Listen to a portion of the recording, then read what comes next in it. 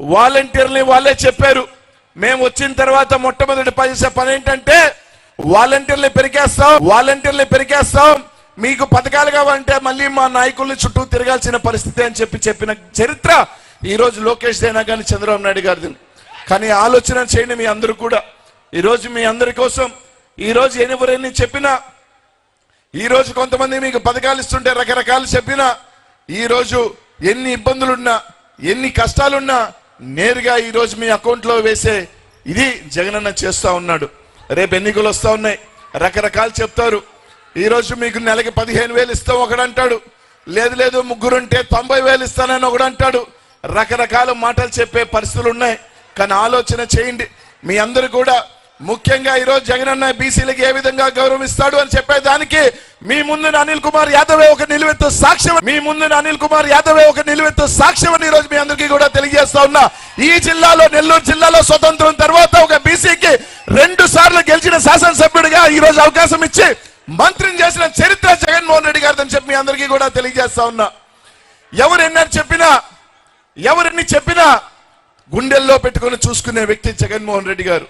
2024లో ఇదే BC minority SC ఎస్టీలు మనం జగన్మోహన్ రెడ్డి గారిని మన భుజ స్కంధాల మీద మోసి మళ్ళీ ముఖ్యమంత్రిని చేసుకోవాల్సిన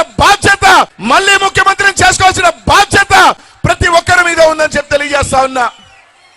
ఈరోజు మీరు పవన్ కళ్యాణ్, చంద్రబాబు నాయుడు గారు ఒకే లక్ష్యంతో వస్తా ఉన్నారు, కట్టగట్టుకొని జగన్మోహన్ రెడ్డి గారిని ఏ విధంగా దించాలని.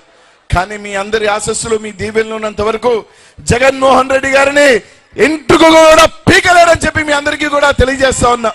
కానీ ఆలోచన చేద్దాం, ప్రతి ఒక్కరూ కూడా కలిసికట్టుగా, ముఖ్యంగా బీసీలు కానీ మైనార్టీలు కానీ ఎస్సీ ఎస్టీలు కలిసికట్టుగా నడుద్దాం, జగనన్నని కాపాడుకుందాం అని చెప్పి మీ అందరికీ కూడా తెలియజేస్తా ఉన్నా.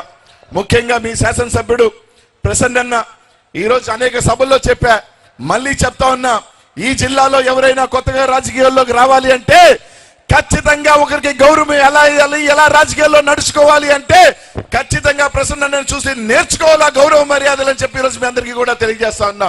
ఎందుకంటే దాదాపు ఈ జిల్లాలో ఈ రోజు పోటీ చేసే వాళ్ళల్లో ప్రతి ఒక్కరితో పోలిస్తే 6 సార్లు శాసనసభ్యుడిగా చేసిన వ్యక్తి ఎవరైనా ఉన్నారు అంటే అది ప్రసన్న. 6 శాసనసభ్యులే కాదు, ఈ జిల్లాలో ఒక చరిత్ర గల కుటుంబంలో నుంచి వచ్చిన వ్యక్తి ప్రసన్న అని చెప్పి తెలిసినాం.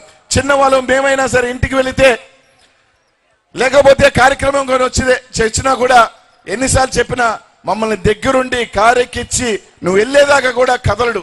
అంత గౌరవం ఇచ్చే వ్యక్తి ఈ జిల్లాలో ఎవరైనా ఉన్నారంటే అది ప్రసన్న ఖచ్చితంగా. ఎందుకంటే ఈ కోవూరులో చాలా మంది బాధపడుండొచ్చు నాకు మంత్రి ఇచ్చినందుకు, కానీ ప్రేమగా ఎవరు ఎంతమంది జిల్లాలో ఎన్నెన్ని మాట్లాడినప్పటికీ కూడా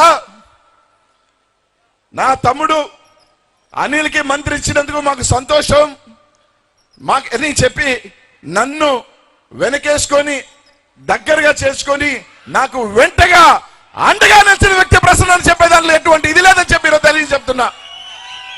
ఎందుకంటే అది ఒక మాకు కొన్నంత ధైర్యం, కొన్నంత భరోసా.